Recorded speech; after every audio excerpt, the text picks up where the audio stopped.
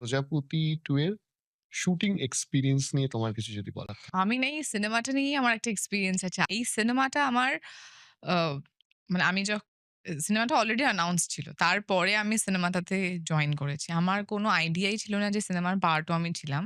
শুভজিৎ দা আমার মনে আছে আমি যেদিন ১ম ওদের মিটিং এ যাই শুভজিৎ দা ছিল, আ আমাদের যিনি ডিরেক্টর অভিজিৎ সেন, অভিজিৎ দা ছিল আর অতনুদা ছিল।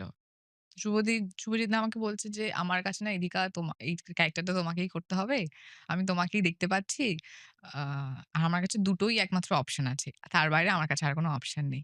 তো আমি বলছি, "দাদা তোমার কাছে দুটো অপশন আছে যখন তো তুমি এবার আমার তখন একটু দুটো হুম। অপশন আমাকে ওরম করে বলে দিল। এইমাত্র বলছিল আমাকে নিয়ে ভেবেছে। তো আমি বললাম, "ও আচ্ছা, আচ্ছা।" আমি বলছি, "তুমি যদি কিছু মাইন্ড না করো আমি তোমাকে অপশনটা জিজ্ঞেস করব আরেকটা?"